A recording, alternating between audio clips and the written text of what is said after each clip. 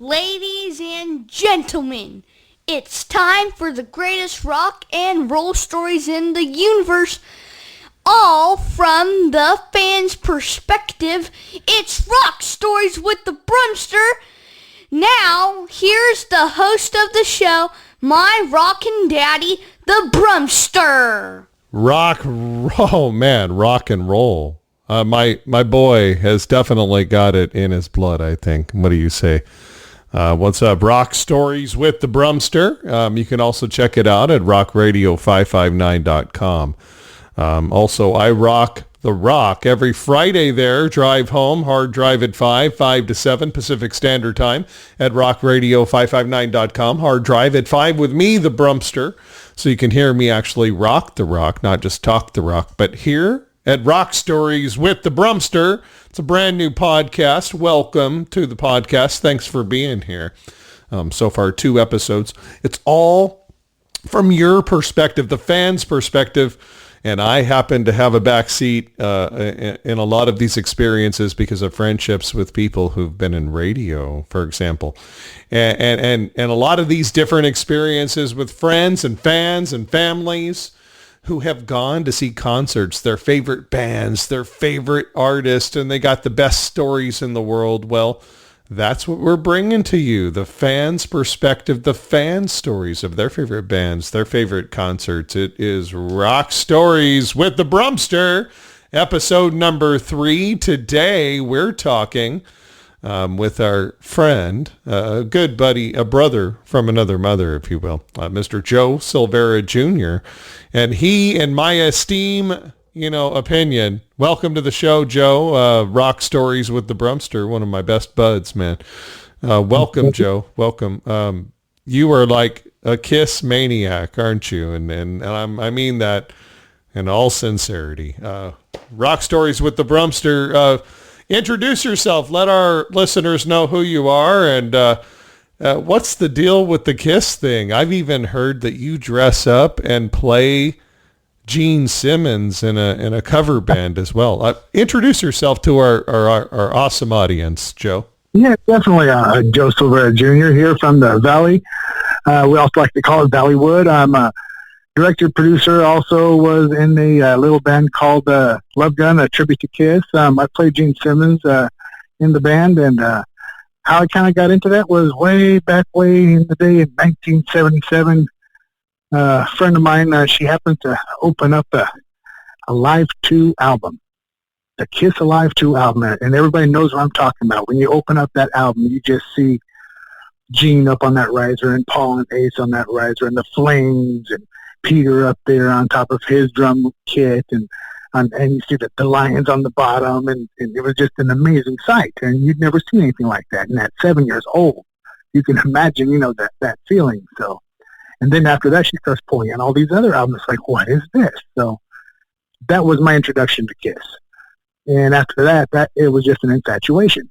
So I wanted everything to be Kiss. I wanted to be Kiss. I wanted to sound like Kiss. I did everything, sticking my tongue out to see how long I can get it and all that good stuff. So Kiss to me has been an experience. Well, were you able to do any exercises or anything to try to get that Gene Simmons tongue to be a little bit longer, Joe? Not on purpose. A quick story.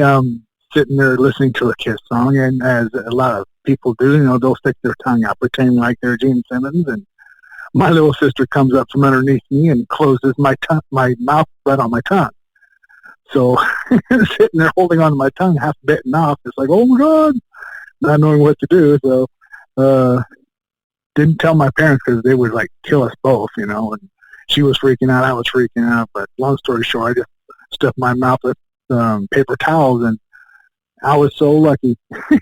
I was so lucky. It went back pretty much together normally. So I don't have complete motion of it, but it works just fine. See, was this back in the 1980s by this time where you're able to go around your house with a mouthful of paper towels and nobody's questioning it? Right? And it's like, this was back in the day. There must be a reason. I'm not going to say anything. Well, it was kind of late at night. My parents worked next door we have a senior care facility, so they were working late at the facility next door, and me and my sister were at home, and so pretty much we went to bed early that night. They didn't know anything about it. Oh my God. And you heal very quickly, but you ended up having a Gene Simmons luckily, tongue, right? You ended up having some special. Your tongue is one of the quickest things to heal. So what would you say, now you're in love with Kiss, what would you say is the special, so you got some good stories, right? You love Kiss. You've seen Kiss how many times? Or, do you remember? I know you're like a Kiss super fan. To give these experiences to the listener. I'd say 8 times. Oh my gosh. I've seen him 3 times. 8 times. You really are a super fan. That's wow. That is amazing. Gosh, I know people that see him actually well over 100 times. Mm-hmm. Mm-hmm. It's crazy. And depends on who you're a fan of. People are going to see them as much as they want. Like Iron Maiden, for instance. Oh my gosh. Amazing band. Seen them also 8 times. It's just one of those things that if you're a super fan, you're going to go see the bands that you love. Especially if you have the money. Yep. Yep. And folks, if you haven't seen Kiss, I don't know if you're ever going to see him again. I saw them when they came back and they had to retrain Peter Criss, because even though he did that unplugged show and kind of just filled in a little bit, he did karaoke there for a second. They had to retrain him to relearn how to play all those Kiss songs again, right? Oh yeah. Even AC forgot how to do some leads on a few of his songs that he actually wrote. Right. So, well, if it's something that you don't practice, you don't use it, you lose it. Right, which is why they were just employees, and they gladly accepted that role, understanding that had Gene and Paul not done and stuck around and done the hard work through those years when the others bailed with their problems, Yeah. they might think they didn't bail, but they did with the drugs and the partying, right? So but you know what? That was something that everybody forgot and forgave when they decided to come back, all 4 of them on the reunion tour in '96. Right. So right. 95, sorry. But it was laid down though to understand from a business standpoint. Ownership is with Paul and Gene. This is what we're going to pay you, and they said we agree, no problem. It wasn't until a year later they got all cocky and started getting drunk and messing up on stage again. I watched the special recently, whether it's true or not. Yeah. I mean, you can confirm this as the Kiss super fan. But seriously, what I'm getting at is, which version of Kiss did you see is really what I'm getting at. Did you see variations, or, which versions? I have seen, the first time I saw Kiss was in '92, which was with Bruce Kulick, Eric Singer, Gene and Paul. That was the Revenge tour, or the Alive 3 tour. We were all in amazement, and I loved Kiss, and so it didn't matter what form it was, so that was just amazing for me to go see them. Let's see, it was Trickster and Great White opened up for them. Wow, that's awesome. It was a great show. That one, I took actually most of my band with me that was in Love Gun, and they all freaked out. And before that, they saw them on the Dynasty tour, which was 1979 here at Fresno Sound Arena. So that was he was tripping on that, being able to see them after all that time from '79 to '92. Mm-hmm. And then there, of course, they had their reunion, getting back together with the Unplugged, and then everybody was freaking out, and they had to do their makeup tour. And oh my gosh, of course we saw them 7 times after that. Wow. And it was amazing. I saw them with Aerosmith. By the way, I love Aerosmith. Aerosmith. And even Kiss can bow down and say, okay, Aerosmith is the greater. I mean, are you going to kill me? I know you're a Kiss fan. Do you disagree with that? I mean, Aerosmith, at the end of the day, on the scales, right? I saw that too. I know exactly what you mean. You know what I'm saying? It's like, okay, Kiss is awesome, but Kiss just, like they said Aerosmith has to be the headliner and Kiss has to open because Aerosmith is greater, blah, blah, blah. Well, you just shot yourself in the foot because Kiss comes on. What happens at a Kiss show and everybody's all their five senses and how that numbs a person to what happens? Talk about that. Exactly. I was at that show that you're talking about. That was at the Shoreline. That particular tour, the band decides to flip a coin to see who goes on stage first and who follows them. Well, that night, Kiss decided to open up for Aerosmith. Kiss did their typical Kiss show. They come on and they kick butt. Everybody's on their feet from beginning to end. I mean, there was not a song that you could sit down to. It was rocking all the way through. I don't even think they did a slow song, honestly. Right. Because their set was cut a little short because they were the opening act. So they choose all of the exciting songs. Then Aerosmith, of course, when they come on, it's exciting. You know, they come on, and well, that year it was more of their bluesy set. Right. By the time Exactly. Aerosmith comes on, it's like yawn fest, bro. We were so pumped and tired and sweaty and hot and everything after Kiss was done.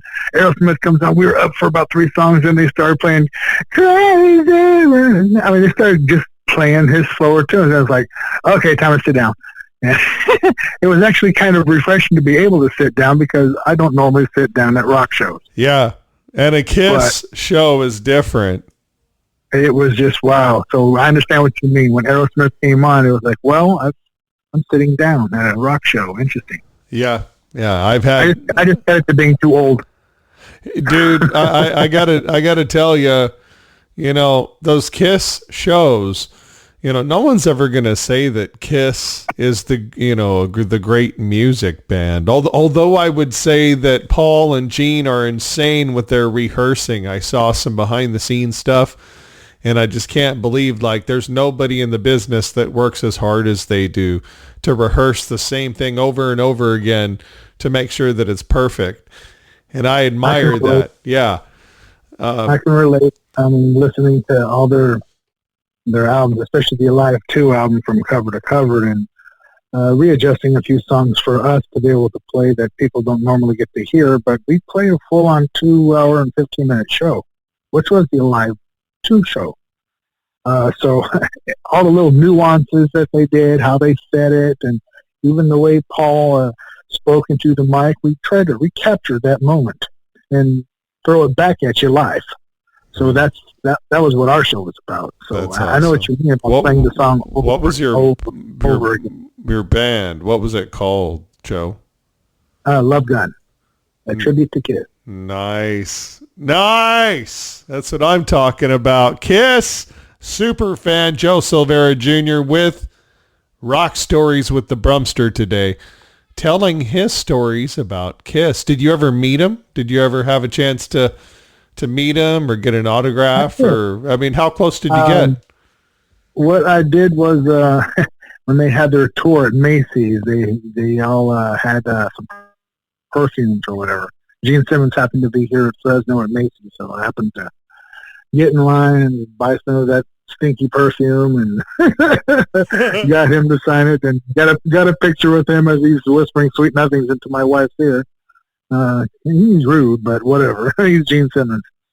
Right. It's a persona. I only talked to him on the phone where I interviewed him. I have a reel-to-reel tape with that entire interview and him saying, and I got him to say stuff for all the people at the radio station as well, not just myself, but I've got something where he says, the Brummster, a powerful and attractive man. So he was cool to be able to like realize, you know what, these radio station DJs, they're not just scumbags that push buttons here.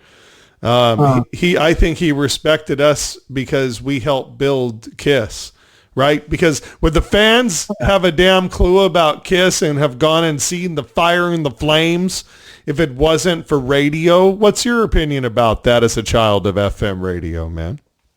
That's for sure. Well, gosh. That was anomaly, actually, when Kiss came out and they started playing. If you can imagine, once you start you turn on your radio and you hear your song being played on country stations, on Christian stations, on regular secular radio, on rock stations. You're like, what is going on? Can you imagine being the band and hearing your song playing on all stations? Right. That's what happened when Beth came out.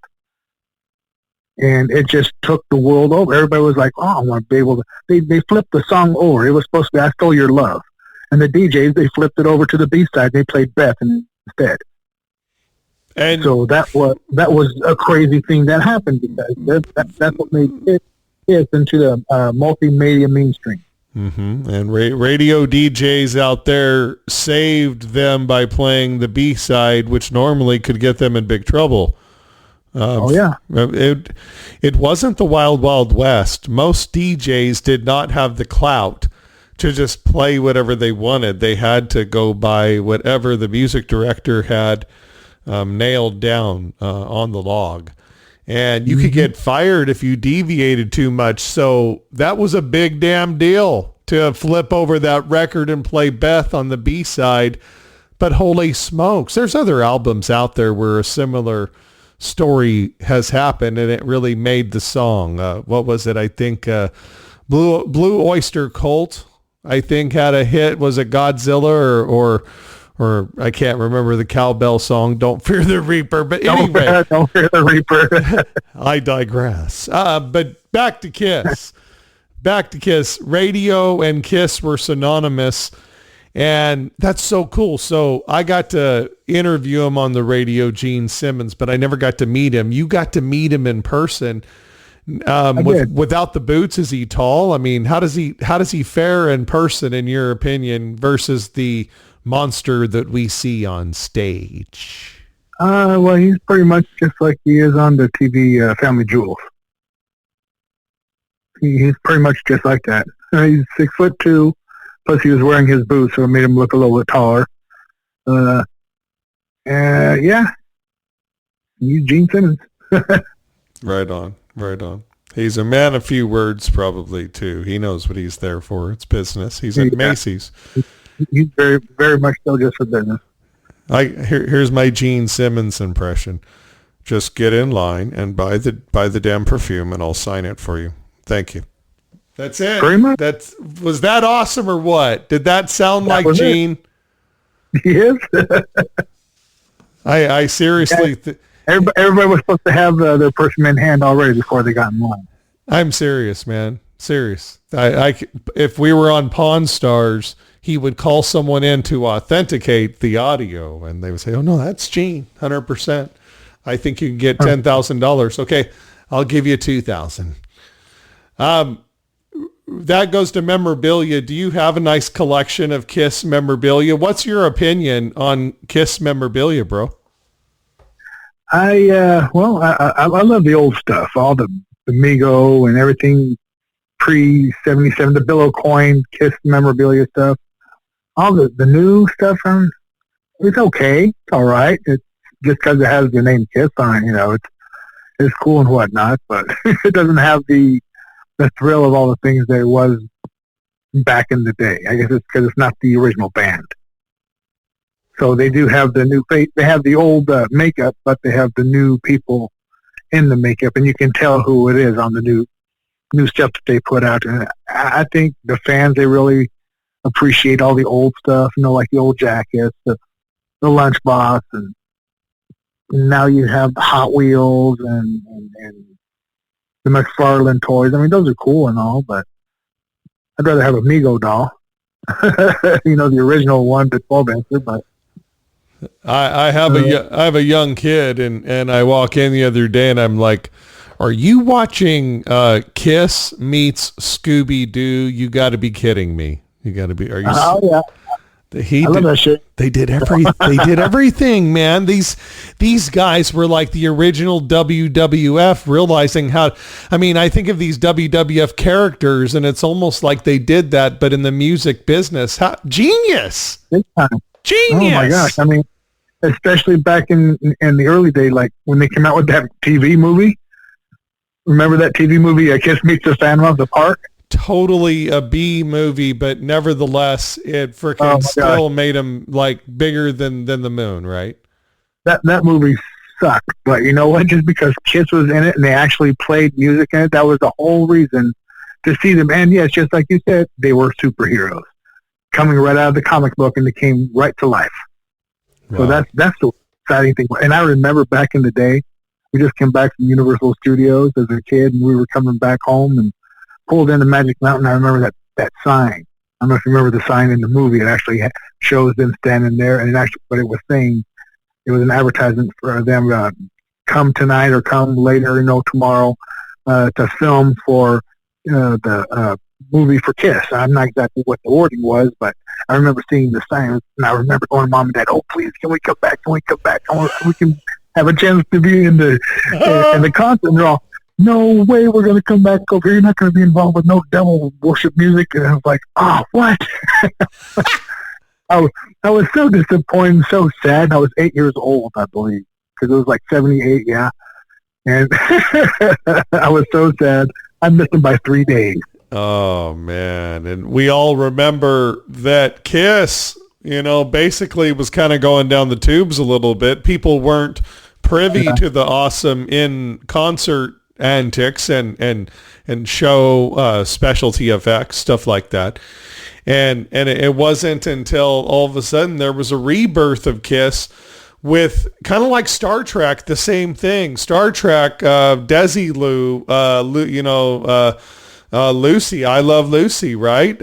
They had Star Trek. It wasn't a big winner chicken dinner, but there was a subset of fans that went to created these, memorable events and traded memorabilia, and Kiss did the same thing. And it kind of, it resurrected everything, didn't it? And kind of almost brought Kiss back, right?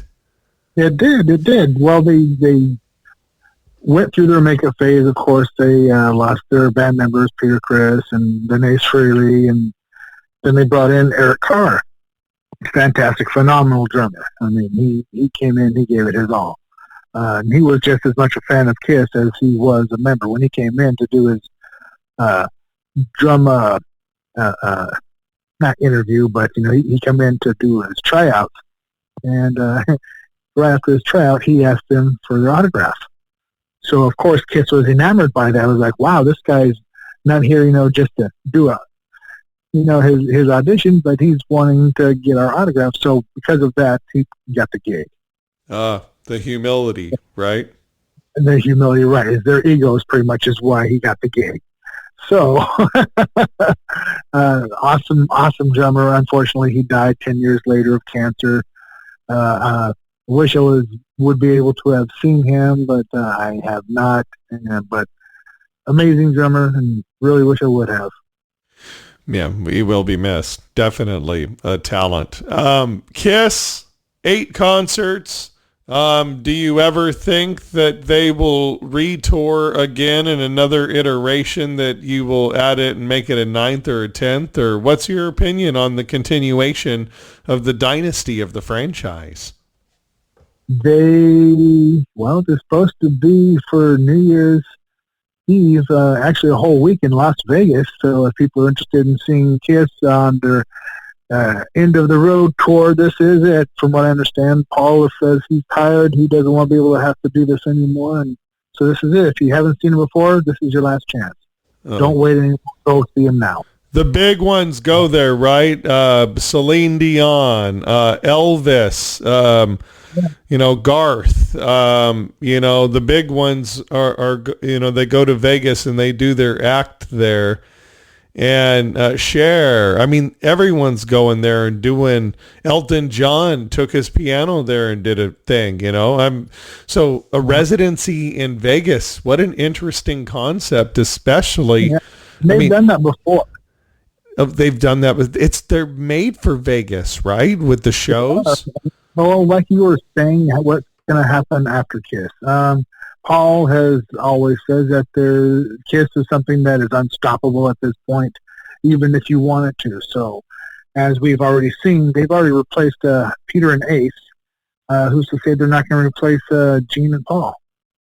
There's some awesome people out there who can definitely step right into their shoes, physically, and be able to they have the pipes to do exactly what Kiss has been doing all these years. Now, as far as recording, it'll probably still be Kiss.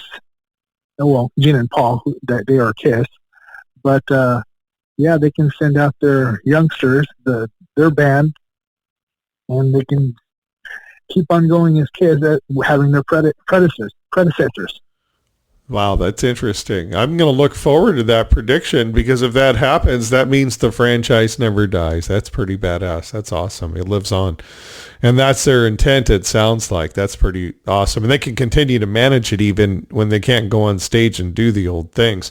Hey, we've only got a couple of minutes left in the broadcast. You're rocking Rock Stories with the Brummster from the fans' perspectives. Kiss superfan Joe Silveira Jr. and friend is here on the program today, episode 3, telling his special stories and unique perspective as a Kiss superfan about the greatest band in the world, Kiss. And I mean, that's what they say, right? They really do open up like that, bro. I mean, so in your opinion, best Kiss concert you've ever seen, what do you think? Best one ever? I mean, if you could remember. It's a tough one, I know. For me, it was when they recorded their first album together in years. The original band was the Cyclo Circus tour. We were actually at the Dodger Stadium. That was their opening show. We were there, and they had a full-on circus for the Cyclo Circus. The only one that they had for the entire tour, because so many things went wrong that night. For instance, they had a tightrope from one end of Dodger Stadium, the very top of it, where they have all the lights and whatnot, the scoreboard. From there all the way to the stage, and this girl was riding on it on a unicycle. That's a long ride. For anybody. That is a long ride, and she did some crazy stuff on the way too. But that's just crazy. I mean, but everything that they did, it was only a one-off. They were only able to do it the show there that one time, because there were so many things happening. I mean, it was a circus literally during the entire show. And the amazing part of that was Smashing Pumpkins opened up the show as the Beatles. Oh man, that is so rad! Like dressed up like Ed Sullivan style. Are you for reals? No, for real. They came out dressed up as the Beatles because it was Halloween, so everybody was dressed up. I mean, almost everybody was dressed up as Kiss, of course. It was an awesome night. But yeah, they did record it. It's on video, and the two little green lights in the front. We were 12th row. Those little green lights were me and my wife. Oh, that is so cool. That is so cool. And no one will ever say, including Kiss themselves, that they're the best musical band of all time. But I would have to say, from my own 3-show experience, you with your 8 and plus coming when you go to Vegas probably show experience for Kiss as a Kiss super fan, you have to admit this, they are the greatest show when you go. I would have to admit they are. Mm-hmm. The fire, the not flames. Not many people can stand to them. Oh, especially if you get close. Those flames, I mean, you feel them like whoa, my God, I have no more. It's like I use nads on my forearm. I have absolutely no hair. Look, wow. Well, gosh, like everybody that's in the front row, I kind of felt sorry for them, because when Gene raises up on his platform for his bass solo, and of course, when he does his bass solo, that means it's blood time. Well, as he's raising up, he's doing his blood, and that's going all over the first 3 rows. Everybody's getting rained on, raining blood. So. Oh, my gosh. So, oh. Well, it all depends where you sit. Yeah, you have been descriptive. You have been memorable. You have shared some behind-the-scenes, unique, personal, from a fan, super fan's perspective.